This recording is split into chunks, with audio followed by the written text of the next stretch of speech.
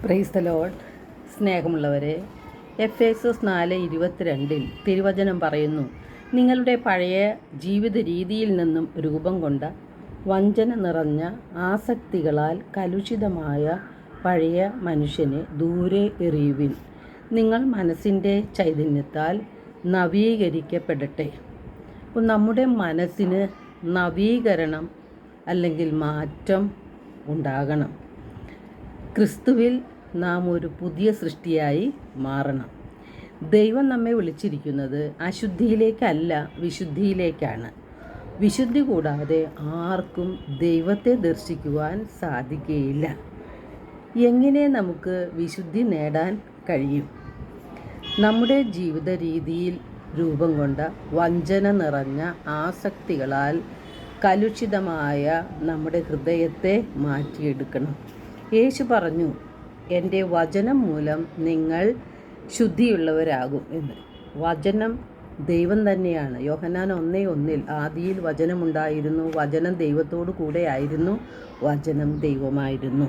അപ്പോൾ ദൈവം തന്നെയായ ദൈവത്തിൻ്റെ വചനത്തിൽ ദൈവത്തിൻ്റെ ആത്മാവ്, അതായത് പരിശുദ്ധാത്മാവുണ്ട്.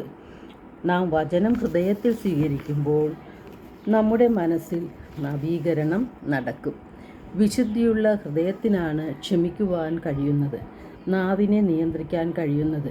കുറ്റം പറയാതെ, പരദൂഷണത്തിൽ ഏർപ്പെടാതെ, നമ്മുടെ ഹൃദയത്തിലെ ചിന്തകളെ നിയന്ത്രിച്ചുകൊണ്ട്, നാവിനെ നിയന്ത്രിച്ചുകൊണ്ട്, ജഡിക പാപങ്ങളിൽ മുഴുകാതെ ആസക്തികളെ നിയന്ത്രിച്ച് ജീവിക്കാൻ കഴിയുന്നത് ഹൃദയ വിശുദ്ധി ഉള്ളവർക്ക് മാത്രമാണ്.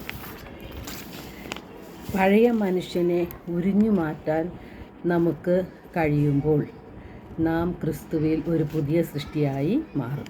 റോമ 1:6 യേശു ക്രിസ്തുവിൻ്റെ സ്വന്തമാകാൻ വിളിക്കപ്പെട്ടവരാണ് നാം ഓരോരുത്തരും. ക്രിസ്തുവിൻ്റെ സ്വന്തമാകണമെങ്കിൽ നാം വിശുദ്ധിയിൽ വരണം. അങ്ങനെ വിശുദ്ധിയിൽ വരണമെങ്കിൽ പാപവും പാപ സാഹചര്യങ്ങളും ഉപേക്ഷിക്കണം. പാപത്തെ ഉപേക്ഷിക്കാൻ നമുക്ക് സാധിക്കണമെങ്കിൽ നമ്മുടെ ഹൃദയത്തിൽ പരിശുദ്ധാത്മാവ് ഉണ്ടാകണം. പരിശുദ്ധാത്മാവ് ഉണ്ടാകുന്നത് നമ്മുടെ ഹൃദയത്തിൽ വചനം നിറയുമ്പോഴാണ്. സങ്കീർത്തനം 119:11 സങ്കീർത്തകൻ പറയുന്നു, അങ്ങയ്ക്കെതിരെ പാപം ചെയ്യാതിരിക്കേണ്ടതിന് അങ്ങയുടെ വചനം എൻ്റെ ഹൃദയത്തിൽ ഞാൻ സൂക്ഷിച്ചിരിക്കുന്നു. അപ്പോൾ ഹൃദയത്തിൽ വചനമുണ്ടെങ്കിൽ പരിശുദ്ധാത്മാവ് നമ്മിൽ പ്രവർത്തിച്ചു തുടങ്ങും. അപ്പോൾ സാത്താൻ്റെ കെണിയിൽ വീഴാതെ, പ്രലോഭനങ്ങളിൽ അകപ്പെടാതെ പരിശുദ്ധ ആത്മാവ് നമ്മെ നിയന്ത്രിച്ചുകൊള്ളും. 1 കൊറിന്തോസ് 1:18 വിശുദ്ധ പൗലോസ് ശ്ലീഹ പറയുന്നു, നാശത്തിലൂടെ ചരിക്കുന്നവർക്ക് കുരിശിൻ്റെ വചനം ഭോഷത്വമാണ്. രക്ഷയിലേക്ക് ചരിക്കുന്ന നമ്മൾക്ക് അത് ദൈവത്തിൻ്റെ ശക്തിയാണ്. നമ്മെ ശക്തിപ്പെടുത്തുന്നത് പരിശുദ്ധാത്മാവാണ്. 1 കൊറിന്തോസ് 2:14 തിരുവചനം പറയുന്നു, ലൗകിക മനുഷ്യന് ദൈവാത്മാവിൻ്റെ ദാനങ്ങൾ ഭോഷത്വമാകയാൽ അവൻ അത് സ്വീകരിക്കുന്നില്ല. ഈ ദാനങ്ങൾ ആത്മീയമായി വിവേചിക്കപ്പെടേണ്ടവ ആകയാൽ അവ ഗ്രഹിക്കുവാൻ അവന് കഴിയുന്നില്ല. ഇപ്പോൾ ലൗകിക മനുഷ്യന് ദൈവവചനത്തിലുള്ള പരിശുദ്ധാത്മാവിനെ തിരിച്ചറിയുവാനായിട്ട് സാധിക്കുകയില്ല. അവനത് ഗ്രഹിക്കാൻ സാധിക്കുകയില്ല. യോഹന്നാൻ 6:63 ആത്മാവാണ് ജീവൻ നൽകുന്നത്, ശരീരം ഒന്നിനും ഉപകരിക്കുന്നില്ല. ഞാൻ നിങ്ങളോട് പറഞ്ഞ വാക്കുകൾ ആത്മാവും ജീവനുമാണ്. മാർക്കോസ് 7:21 തിരുവചനം പറയുന്നു, മനുഷ്യൻ്റെ ഹൃദയത്തിൽ നിന്നാണ് ദുശ്ചിന്ത, പരസംഗം, മോഷണം, കൊലപാതകം, വ്യഭിചാരം, ദുരാഗ്രഹം, ദുഷ്ടത, വഞ്ചന, അസൂയ, അഹങ്കാരം, ദൂഷണം എല്ലാം പുറപ്പെടുന്നത്. ഇവ മനുഷ്യനെ അശുദ്ധനാക്കി തീർക്കുന്നു. എന്നാൽ ലോകം സാത്താൻ്റെ കെണിയിലാണ്. അതുകൊണ്ട് ഇവയെല്ലാം തെറ്റല്ല എന്നൊരു ബോധ്യത്തിലേക്ക് മനുഷ്യനെ എത്തിച്ച് കൊണ്ടുവരികയാണ് സാത്താൻ ചെയ്യുന്നത്. അവൻ്റെ രാജ്യത്തിൻ്റെ വിസ്തൃതി വർദ്ധിപ്പിക്കാനാണ് അവൻ നിരന്തരം പരിശ്രമിക്കുന്നത്. 1 പത്രോസ് 5:8 നിങ്ങളുടെ ശത്രുവായ പിശാച് അലറുന്ന സിംഹത്തെ പോലെ ആരെ വിഴുങ്ങണമെന്ന് അന്വേഷിച്ചുകൊണ്ട് ചുറ്റി നടക്കുന്നു.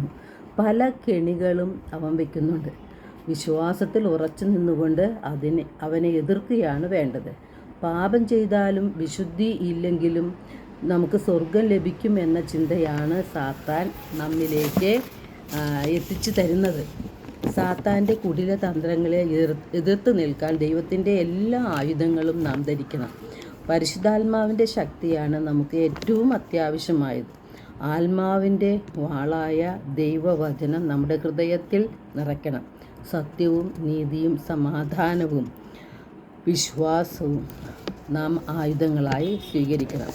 ആത്മീയ സമരത്തിൽ വിജയിക്കുന്നവനാണ് ദൈവരാജ്യത്തിൽ പ്രവേശിക്കുവാൻ സാധിക്കുന്നത്. 1 യോഹന്നാൻ 3:8.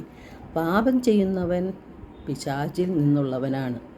പാപം ചെയ്യുന്നവനാണ് പിശാച്. പിശാച് ആദ്യം മുതലേ പാപം ചെയ്യുവാൻ മനുഷ്യനെ പ്രേരിപ്പിച്ചുകൊണ്ടേയിരിക്കുന്നു. അതുകൊണ്ടാണ് ആദ്യ മാതാപിതാക്കൾ സാത്താൻ പറഞ്ഞ വാക്കുകളിൽ വിശ്വസിക്കുകയും അതനുസരിച്ച് പ്രവർത്തിക്കുകയും ചെയ്തത്. പിശാചിൻ്റെ പ്രവർത്തനങ്ങളെ നശിപ്പിക്കുവാൻ വേണ്ടിയാണ് ദൈവപുത്രൻ പ്രത്യക്ഷനായത്.